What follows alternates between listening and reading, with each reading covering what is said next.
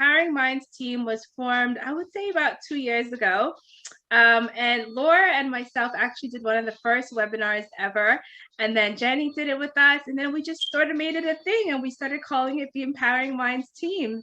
And every month we would have these free educational webinars that we were launching for the community in order to really help inspire and motivate the community.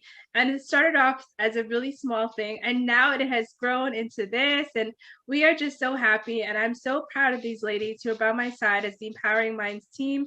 They have come a long way with me and they're constantly supporting. They're always, out there helping to do everything and achieve our goals. And I'm really blessed to have them by my side. So Jenny Bellino and Laura Vambros, I just want to say a special thank you to both of you for being here tonight and for always being by my side and for being a part of the Empowering Minds team. So with that, I know we have a special topic that we're kicking off tonight. This topic was actually the first topic that we actually did as a team, which is all about how to stay healthy and happy through the holiday season while dealing with stress, anxiety, and grief. And this is a really relevant topic because, as we all know, although the holidays can be blissful and cheerful for some, it also brings with it some anxiety and stress. And there are many people out there who are dealing with the loss of a loved one. So what are some tips and strategies or some things that we can help to uplift those dealing with some of these issues during the holiday season? Because it's really important that we help the community and lend our support. So Laura, I know we talked a little bit about some of the things that we can help in terms of when you lose a loved one during this time. I know we've been in the midst of the pandemic, and unfortunately, there's been a lot of lives that have been lost, and our hearts go out to them. But how can we help the community cope? What are some coping strategies that you can offer to help those who are dealing with grief during this time? I think grief is something that everybody processes differently, and there's no correct, what do they say? Time heals all wounds, right? They say that.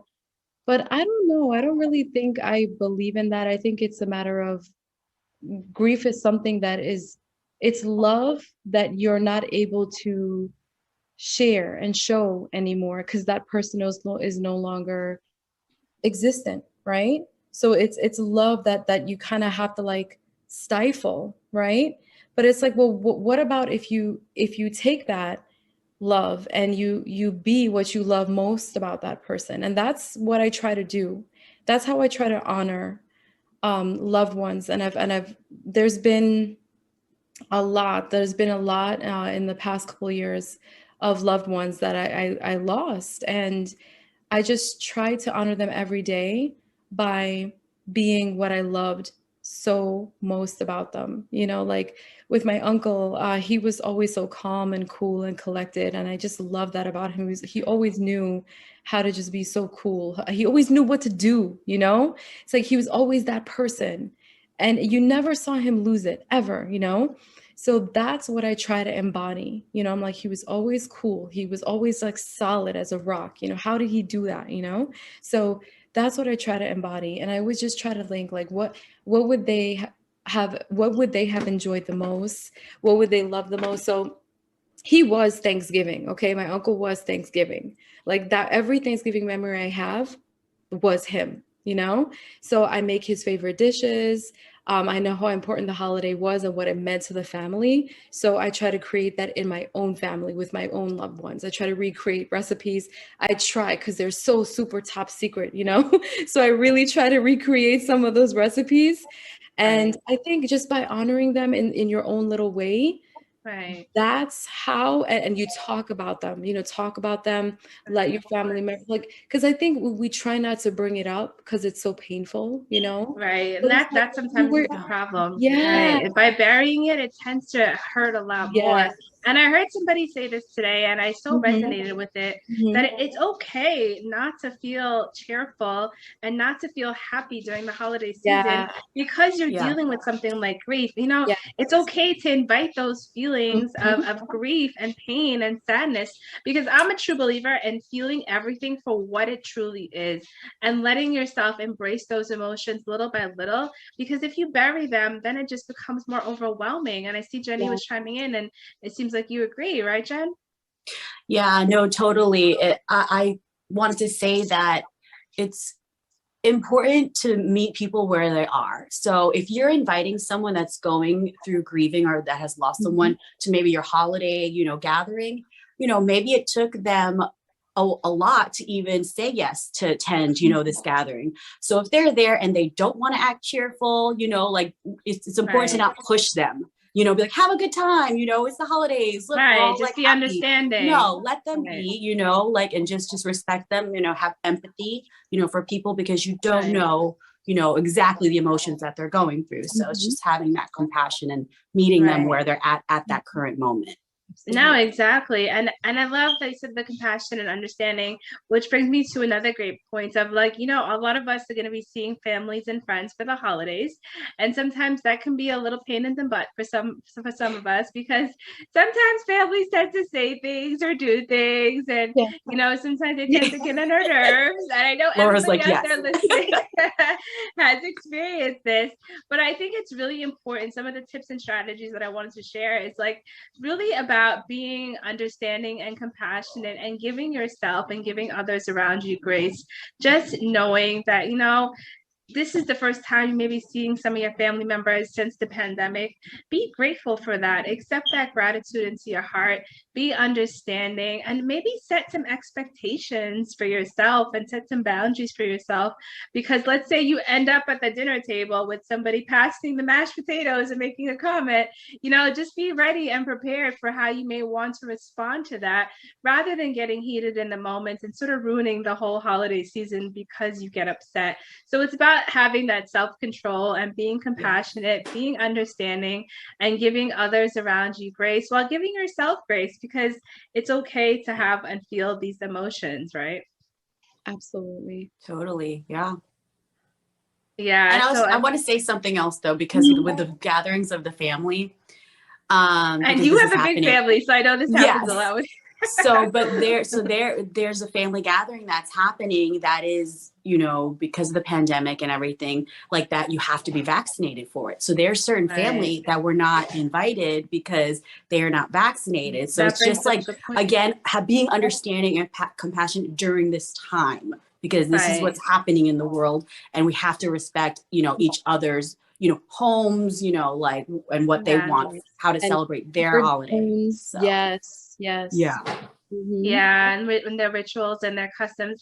And that brings another good point too. We were talking a little bit today, for those people who are dealing with like chronic illnesses and things like that can bring a lot of anxiety and stress. Or maybe you're just one for the holidays, brings on a lot of anxiety and stress. I think it's important during this time for everybody to take a step back, acknowledge how they're feeling in those moments of anxiety, or if they're feeling overwhelmed, and just be able to be at peace with themselves, do some self-love, self-care.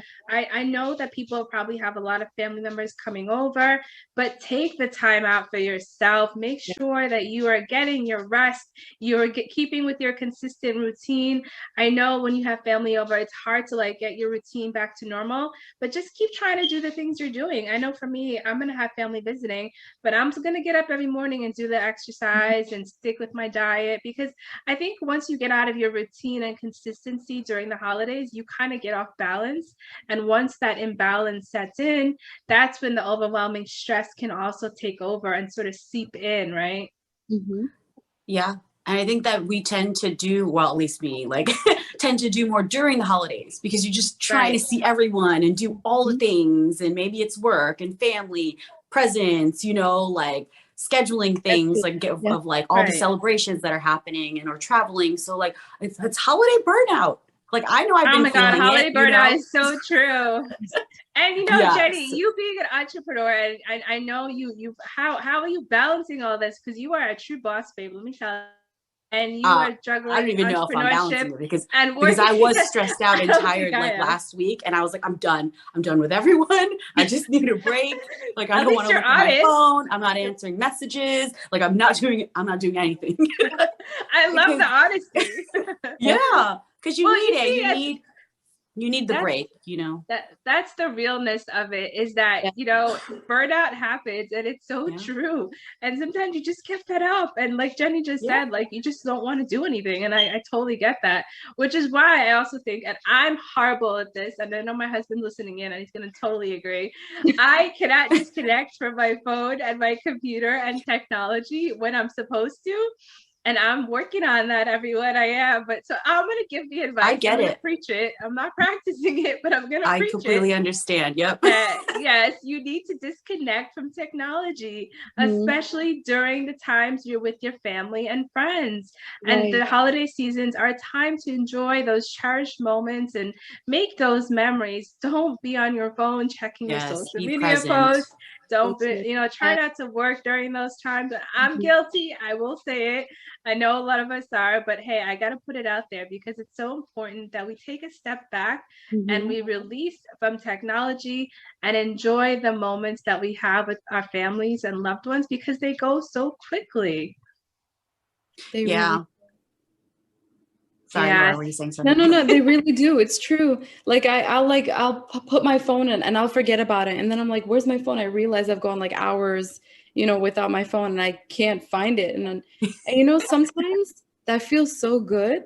I can't explain it. But I'm just like, Yeah. oh, okay. And I'm like, I didn't even feel the urge, to go check. Yeah. Yeah, and I'm That like, was like when the social media went down. Do you guys remember when Instagram went Yes. down? yes, I was like, oh my God, this is like a much needed It was break. like a great, like, yes. 8-hour break. See? It Yep. was the best thing ever. But yes, Yeah. a much needed break from social media during the holiday season. And then, of course, just really trying to stick to your diet. I can't reiterate getting enough rest, how important that is, because I know, and like Jenny said, with the burnout, number one, but when you have families and friends over and you're hosting and things like that, it can become really overwhelming and become a toll on you physically and mentally. So you always want to make sure you're taking care of your mental health first. You come first. I know you may have families and friends, but still take care of yourself first. Make sure you're mentally stable and always ask for help. This is the other thing. If you're the one hosting a party, delegate. Call up your families and friends and say, hey, can you make this dish? Can you make that dish? Right. Because I think it's so important that you just make sure you're taking care of yourself and not putting yourself in that position where you're going to feel stressed out, you're going to feel overwhelmed, and that it becomes too much. So yeah, I am all for that. If anybody ever wants to help when I'm entertaining, I'm like, sure, bring whatever you want. Are you kidding yeah, me? you kind of Yeah, invite them in. I agree with Yep. you, yeah, Laura, 100%. yeah. I totally agree. Yeah. And, Yeah. just making sure you get that exercise into is so important during this time. I know one of the things that we don't realize is how much exercise and food affects us mentally. I always say what you put into your body and the things that you are doing for yourself physically has a huge mental impact on you as well. And that also affects how you're going to feel socially and emotionally. And, if you're not putting the right foods into your body, if you're not exercising or going outside and soaking up the sun and getting that extra needed energy, or even practicing a daily mindfulness and meditation routine, then you will find yourself becoming mentally unstable because your mind and body is all connected and integrated. So it's so important that you follow some of these things, especially during the holiday season, because these are the times where it's going to count the most because there's so much going on. Absolutely. Yeah. I wanted to say one thing about like holiday anxiety or just anxiety in general that I've recently learned, since it's something that you guys know that I've been recently dealing with, having anxiety on and off. So what my counselor suggested was that I should put together he calls like a mental health first aid toolkit. So if you feel your anxiety coming on, right? Which, like we said, could be elevated during the holidays because there's just so much going on. Absolutely, yeah. But if you know what a 10 feels like, right, of like extreme anxiety, like you're about to totally have like an attack, like an anxiety attack or panic attack, like you should try to get yourself to a 5 and feel what that 5 feels like so that you can control it, so that it doesn't shoot up to a 10, because then when you're at a 10, you're at a fight or flight mode, right? So that's something that you guys should practice. Like learn what a 5 feels like when you start to feel your anxiety start to creep in, and try to just balance that out and keep it there. And then for the mental health first aid toolkit is using your five senses, because it's about distracting your mind, right? Oh. So what can you immediately like see or taste or feel or smell, Right. you know? So like some of the things that I have is like my lavender, you know, like, or maybe I'll chew gum, you know, for the taste, or I have my bracelets, which could be sound. Plus it says good vibes on it. So I have my positive messages on here. These are Love rose it. quartz, you know, for like love. And so like, it's just like having these little things, you know, like, and Right. remembering it when you start to feel that anxiety has been helpful for me. So I hope that it has helped someone. That's Yeah, those are amazing tips. I Yeah. love everything you just said.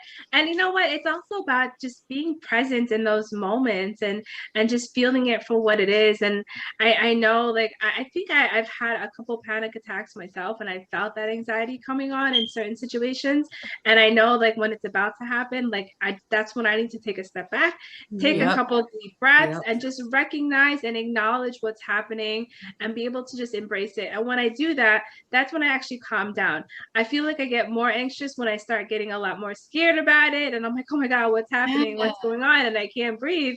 And that's when I need to really refocus my energy on trying to understand and really, you know, embrace exactly what's happening and just be present with those moments. But I think most importantly, during the holiday season, it's really about enjoying those beautiful moments with your friends and family, wherever you may be, however you may be celebrating, and using this opportunity to truly make those precious memories and moments count and make them last, because you know they're gone in a second, and we have the opportunity to be great, to be the creators of our destiny and of our future.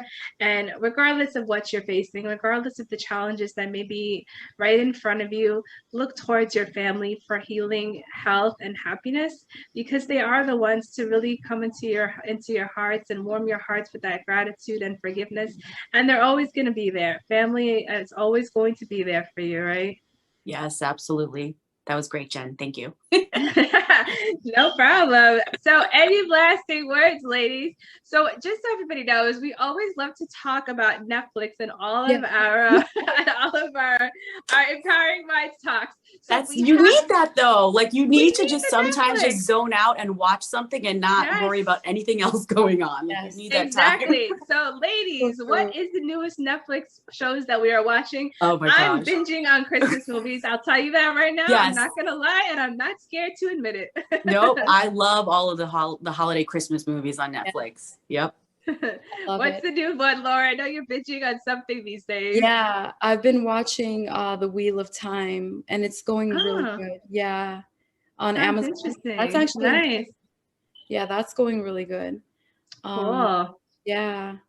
Yeah. All right, I gotta check that out. I mean, the only thing I told you ladies I was watching was on Hulu was the Wu-Tang Saga, and I still haven't finished that.